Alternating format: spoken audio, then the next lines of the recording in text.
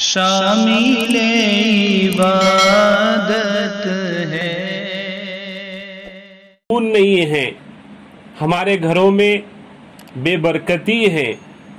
ہمارے گھروں میں جھگڑے ہیں، ہمارے گھروں میں پریشانیاں ہیں، ان سب کا علاج سب سے سچی اور سب سے اچھی کتاب قرآن کریم میں اللہ فرماتے ہیں نیک اعمال ہے۔ ایمان تو اللہ نے ہمیں دیا ہے، لیکن اس کے ساتھ میں من عمل صالحا نیک اعمال ہے کہ نیک اعمال کو جب بجا لائے گے تو اللہ اس کے بدلے میں خوشگوار زندگی عطا فرمائے۔ اولاد جو آنکھوں کی ٹھنڈک قرآن کریم نے کہا ہے ربنا ہب لنا من ازواجنا وذریاتنا قرۃ اعین، آنکھوں کی ٹھنڈک جو ہماری اولاد قرآن کریم نے فرمایا ہے، یہی اولاد اگر ہمارے لیے تکلیف کا باعث بنی ہوئی ہے تو ہمیں غور کرنا چاہیے کہ ہماری زندگی سے اعمال صالحہ ختم ہو گئے، ہمارے گھروں میں نمازوں کا اہتمام نہیں ہو رہا ہے، ہمارے گھروں میں قرآن کریم کی تلاوت نہیں ہو رہی ہے، ہمارے گھروں میں پردہ کیا چیز ہے اور پردہ کس چیز کا نام ہے وہ ہمیں معلوم نہیں ہے۔ بے پردگی کی وجہ سے یہ سب بے برکتی اور ہماری جو اولاد آنکھوں کی ٹھنڈک ہونے کی بجائے ہمارے لیے مصیبت کا سامان بنی ہوئی ہے، یہ سب اعمال ہمارے گھروں میں نہ ہونے کی وجہ سے ہمیں یہ سوچنا چاہیے کہ قرآن نے صاف طور پر کہا ہے فَلَنُحْيِيَنَّهُ حَيَاةً طَيِّبَةً کہ خوشگوار زندگی اس کو ملے گی جس کی زندگی میں نیک اعمال ہوگے۔ اور ہمارا تو یہ عقیدہ نہیں ہے، ہمارے عقیدے میں یہ داخل ہے، ہمارے ایمان میں یہ داخل ہے کہ مر کر دوبارہ زندہ ہونا ہے، اللہ کے سامنے حساب دینا ہے، اللہ کے حضور حاضر ہونا ہے، اور دنیا کی جو 60 سال 70 سال کی زندگی ہے اس کے متعلق اللہ تبارک و تعالیٰ سوال کرے گے، اس کے متعلق اللہ تعالیٰ پوچھے گے۔ چنانچہ روایتوں میں آتا ہے کہ جب قیامت قائم ہو جائے گی اللہ کے فیصلے کے مطابق اور اپنے وقت مقررہ پر، تو سارے انسان آدم علیہ السلام سے لے کر آخر قیامت واقع ہونے تک جتنے انسان دنیا میں آئے اور جس دین اور مذہب سے بھی وہ تعلق رکھتے ہیں، سب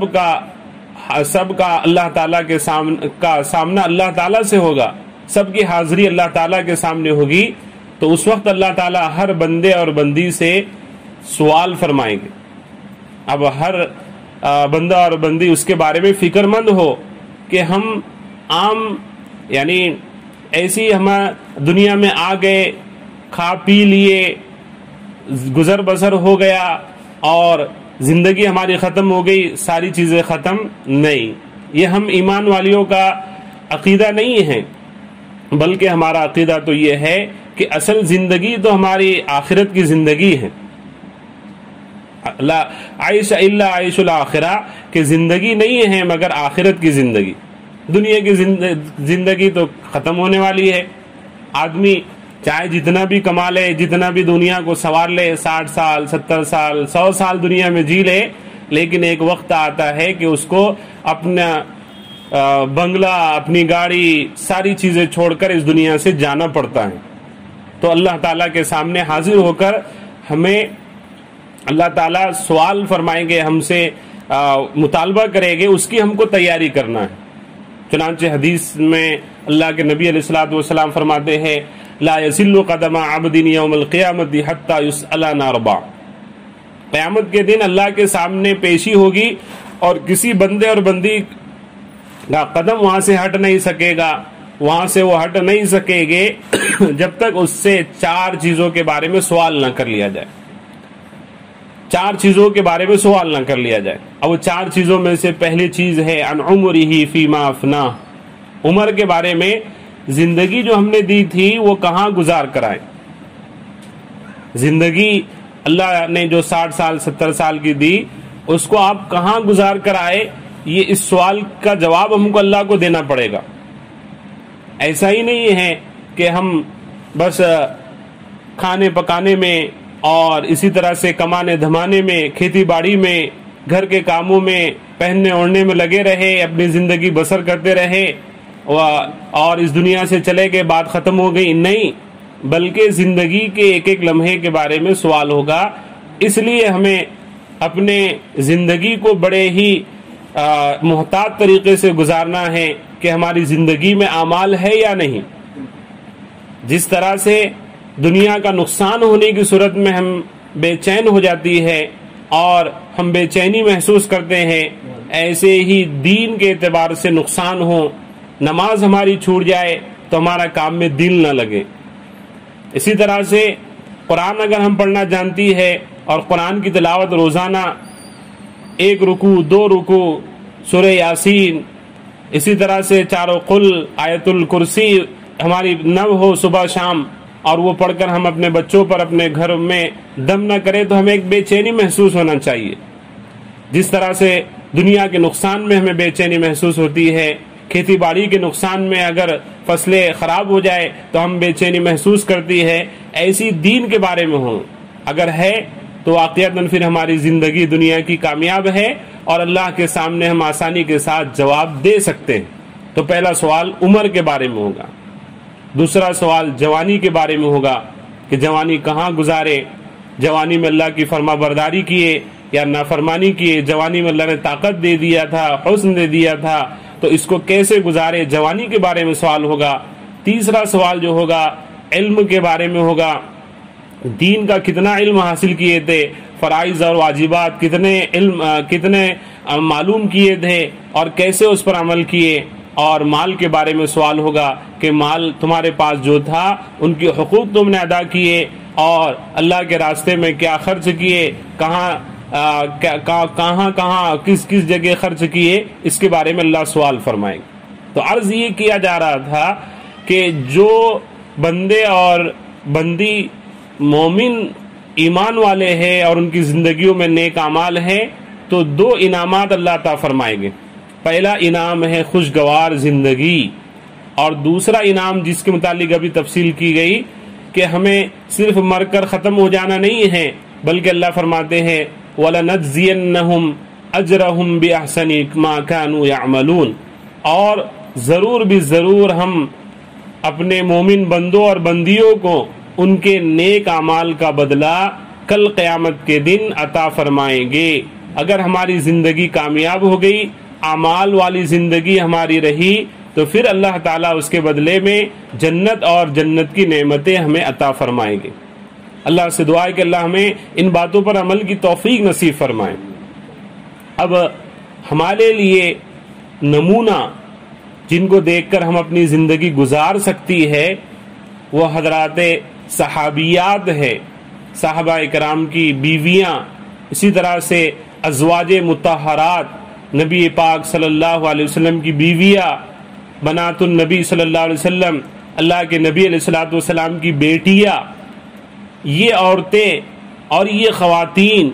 اور یہ پاک دامن پاک باز صحابیات، ازواج مطہرات، یہ ہمارے لیے آئیڈیل اور نمونہ ہے۔ ان کی زندگی کو ہم پڑھے احادیثوں میں اور اسی طرح سے دینی تعلیم کے جو حلقے لگتے ہیں اس میں جو واقعات ان صحابیات کے ہمارے سامنے آتے ہیں وہ ہمارے لیے نمونہ ہیں۔ ہم اپنی زندگی کو ان کے زندگیوں کے مطابق ڈھالنے کی اور بنانے کی کوشش کریں۔ اب نمونے کے لیے تاکہ کچھ باتیں ان صحابیات کی ہمارے سامنے آ جائے اور ہمارے دلوں میں بھی ان کے جیسے اعمال کا جذبہ پیدا ہو، کچھ واقعات اور کچھ ان کی تفصیل آپ کے سامنے رکھی جاتی ہے۔ چنانچہ اللہ کے نبی علیہ السلام کی جو بیویاں تھی ان میں سب سے پہلی اور بڑی بیوی آپ کی حضرت خدیجۃ الکبریٰ رضی اللہ عنہا۔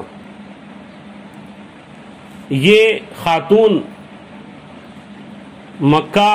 کے بڑے مالدار لوگوں میں اور مالدار طبقے میں ان کا شمار ہوا کرتا، چنانچہ خاوین کا ان کے شوہر کا انتقال ہو گیا تھا، نوکر چاکر کے ذریعے سے یہ تجارت وغیرہ کیا کرتے تھے۔ چنانچہ اللہ کے نبی علیہ السلام نے بھی انہوں نے اپنے مال تجارت انہیں عطا فرمایا، اور اللہ کے نبی علیہ الصلوۃ والسلام نے بھی ان کے مال وغیرہ کو لے کر تجارت فرمائی۔ بعد میں انہوں نے اللہ کے نبی علیہ الصلوۃ والسلام کے اخلاق وغیرہ دیکھ کر نکاح کا پیغام ان کو دیا۔ حضرت خدیجہ الکبریٰ، ان کی عمر اس وقت 40 سال کی تھی، اللہ کے نبی علیہ الصلوۃ والسلام کی عمر 25 سال کی۔ یہ چنانچہ رشتہ ہوا، نکاح ہوا۔ اللہ کے نبی علیہ الصلوۃ والسلام تو پہلے ان کے ساتھ تجارت فرمائی اور کاروبار کیا ان کے ساتھ، بعد میں نکاح ہو گیا۔ نکاح ہونے کے بعد انہوں نے